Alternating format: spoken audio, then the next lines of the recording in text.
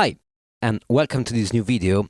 Today I wanna talk about space, width, and ambience. This is not a typical tutorial. This is more like a lesson on a topic that to me is so important. Let me explain. I have here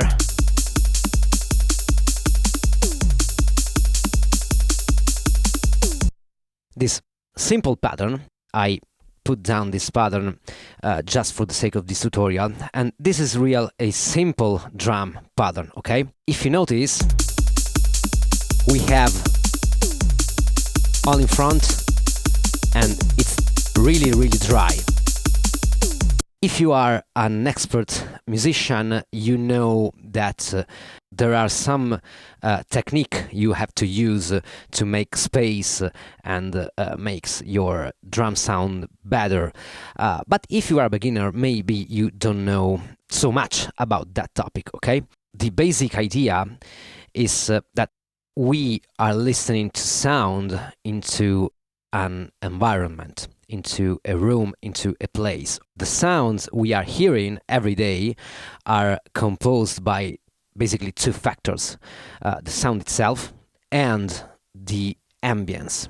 These two factors together makes the sound we are hearing. So think about a band in a room, okay? Every musician must have its own place into the room. And this is true for all the band, but also for the single instrument, such as drums that are made by multiple little pieces, and they are not all in front of you. They are covering broader range, okay? And above all, they are in a space. Let me explain a little bit better the concept. In this little loop, I have all these elements here, okay? Only drums. And these three hats here are composing one single line.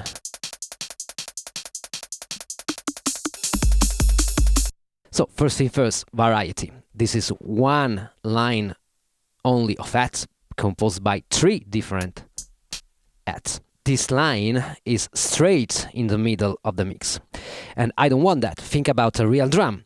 If you are from a drummer perspective, the hats are a little bit on the left. So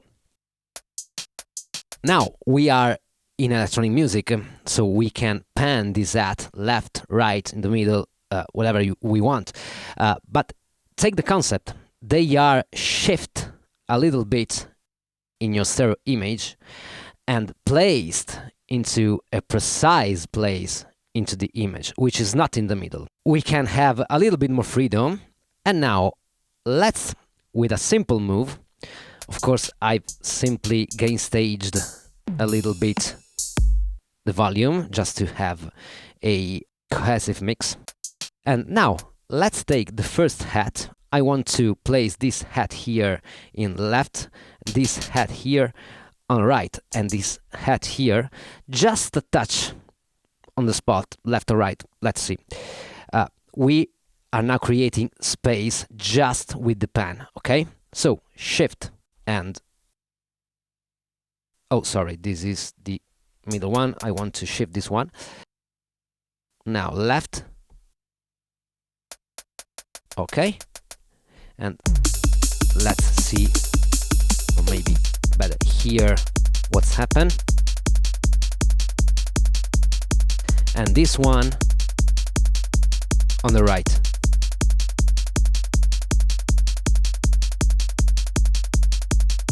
Nice. And this is the first move. Okay. Now let's do the same thing. For instance, with this right here, let's place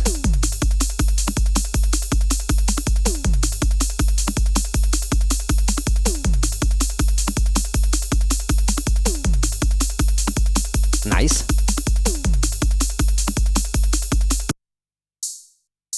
Now we have this hi-hat here, which is the upbeat hat. Maybe just a touch of volume more.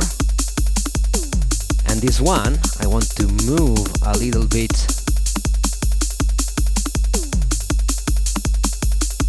Just a touch.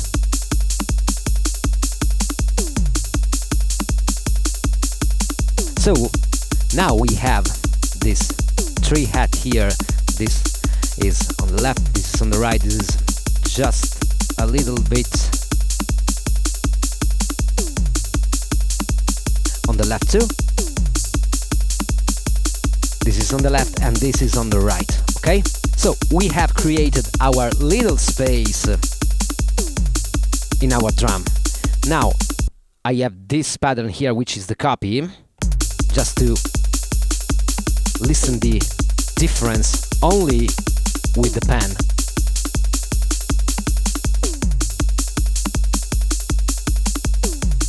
Notice that little rim shot here pops out a little bit more. Okay, for now I'm good with the panning. Now I want to use the ambience, so the reverb, to create my ambience. So the first thing I want to do is to make a loop of this headline, and then we are treating it with the reverb or the ambience. I want to use a loop and not a single shot to make my ambience. This is important because in a single shot you have the ambience of a single shot of a single loop, but we want the ambience of what is going on in that precise moment in the room. So we need the stem or the loop, and in order to do that I want to copy this pad here and select the sample, which are this one here, 2, 3, remain, and select the pad. I want the loop here.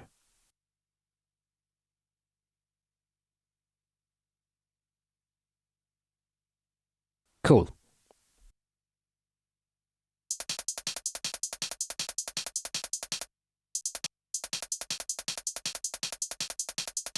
There is a little bit of trimming here, and that's because I haven't set the resample cycle. So let's delete. Sometimes it happens if you don't set the recording bar and you want to record a loop. Even if you are resampling for a pattern, something goes wrong. Let's redo that, and let's now place 2, because we have a 2-bar pattern. So now it's the same, okay?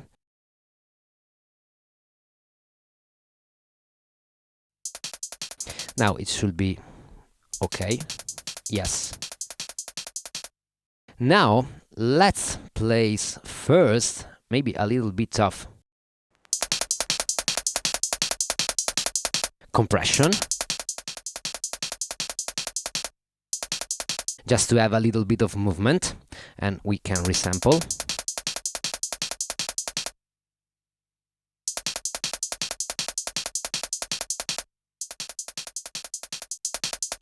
Of course, more volume, but also more dynamics.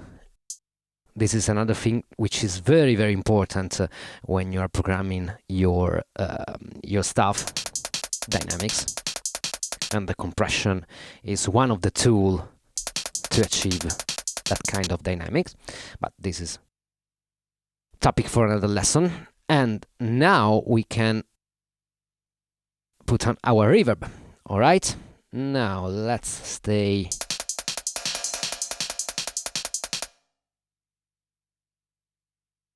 We can choose the pre-delay, which is how far is the object or the musician, in this case this hat, from the wall.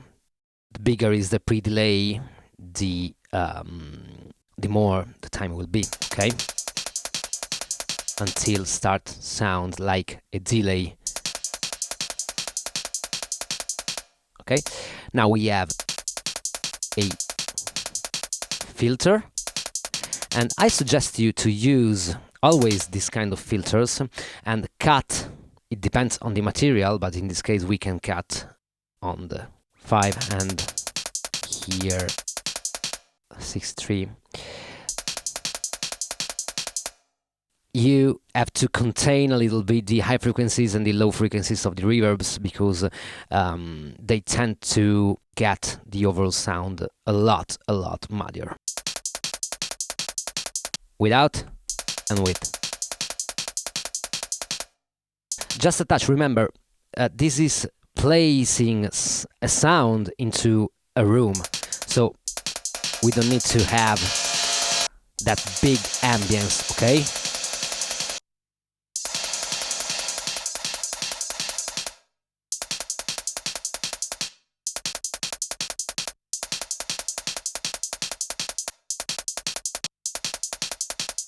Yeah, I like the one, so let's resample.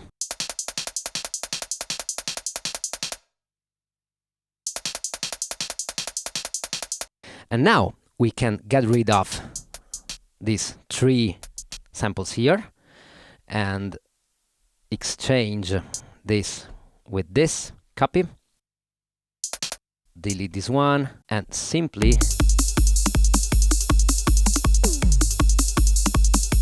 delete these pages.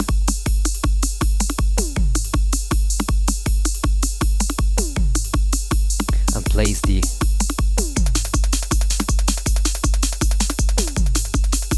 original one. We can also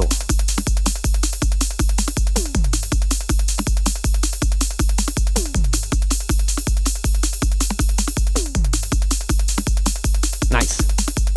It's a lot wider, right?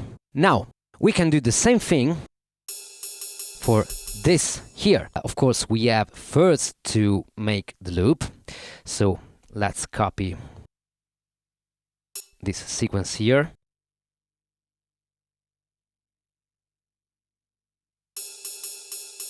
And we have our sequence now. Okay, now let's use the reverb. Oh, sorry, because it's on the wrong bus.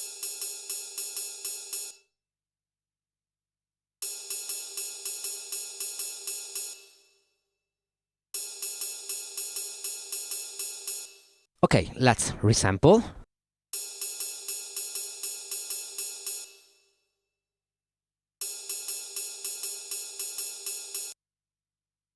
There's a problem with that. As you can hear, we don't have on the right spot, if we looped this one, we have the tail of the reverb at the beginning of the next cycle, okay? And this is because we have the reverb which is running and running and running, okay? We don't have this one here. So I found a little trick to have the tail of the reverb at the beginning of the sample. So every time of the cycle, at the beginning there's this little reverb that is continuing to play, okay, like a full cycle. And it's to simply record the double of the pattern and use the second half. Let me show you.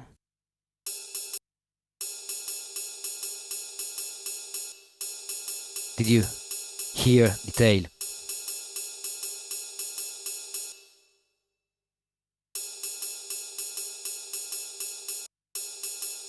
Okay.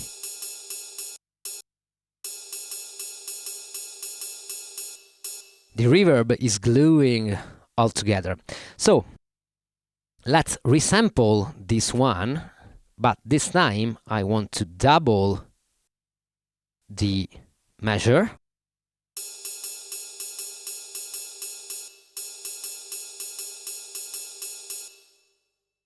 Okay?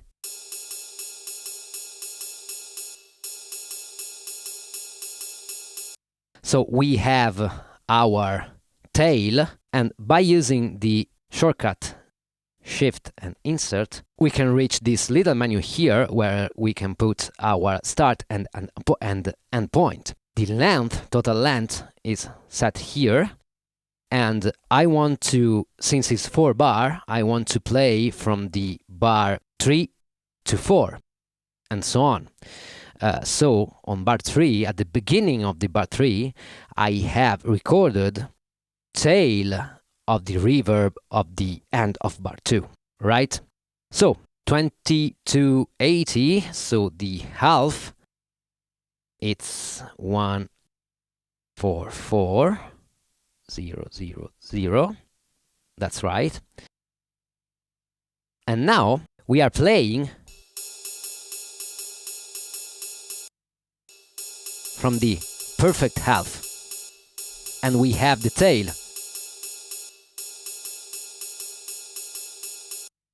Hear the difference?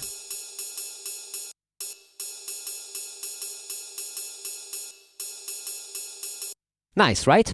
So now I have to exchange this with this. Copy. I can delete that one, and now I can simply select my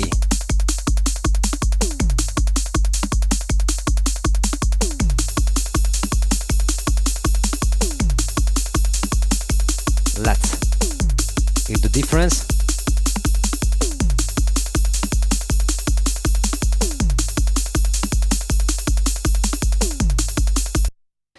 A lot of difference, right?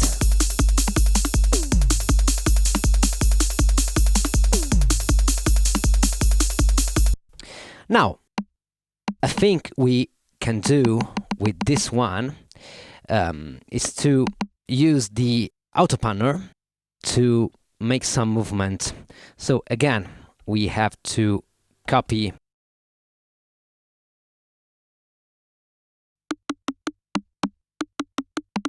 first. I want to use the tremolo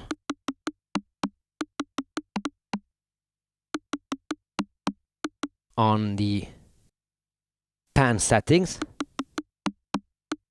just to have this little shifting on the pan. Okay, so let's resample that one, 2 bar.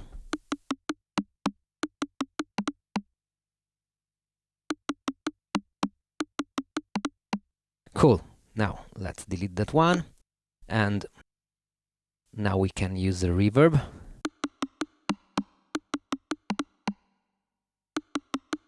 I want just a touch.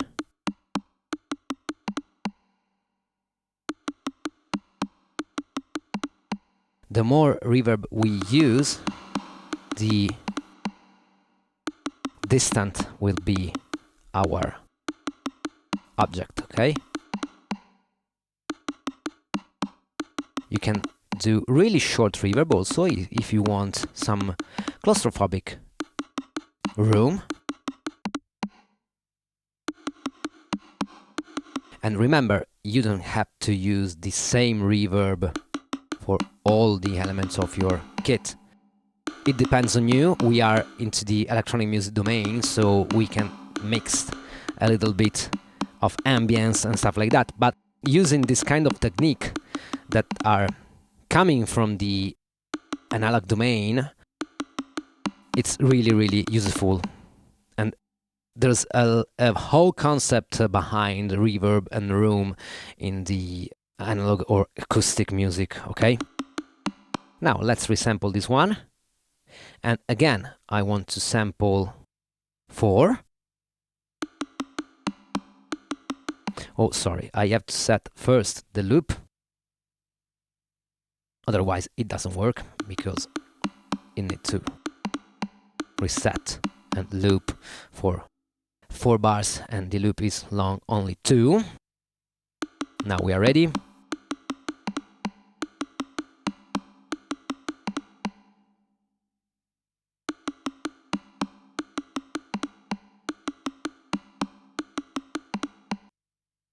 Now, again, we want to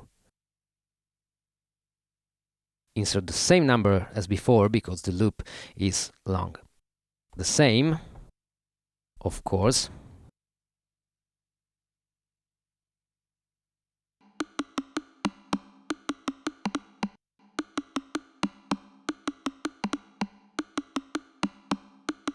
Cool.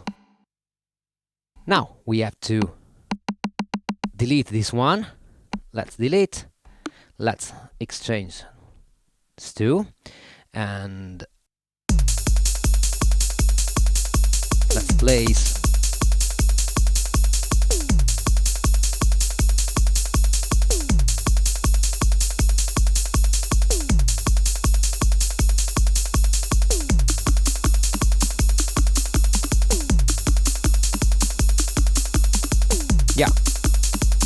before.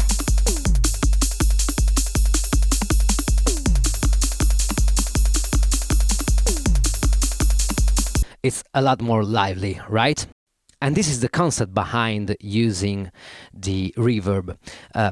We have also here a timeline. I want to copy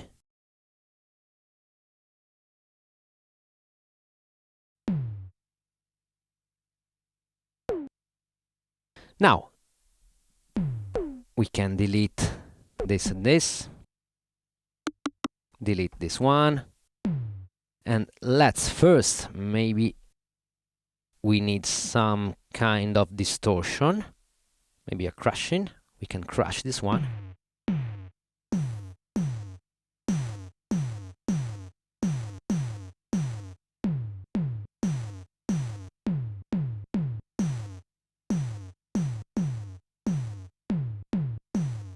Yeah, let's crush, which is always interesting.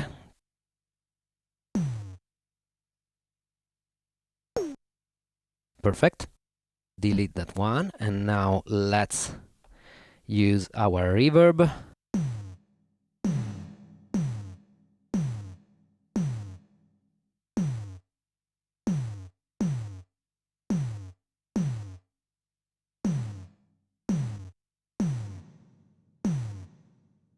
Maybe this one a little bit longer.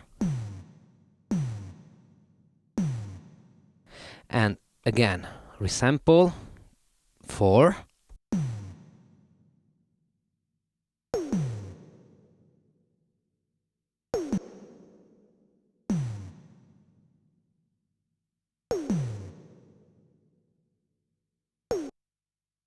Now, same thing as before. 1, 4, 4.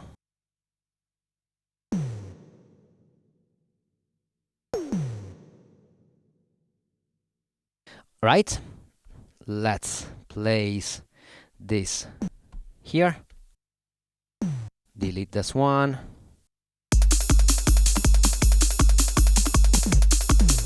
This one.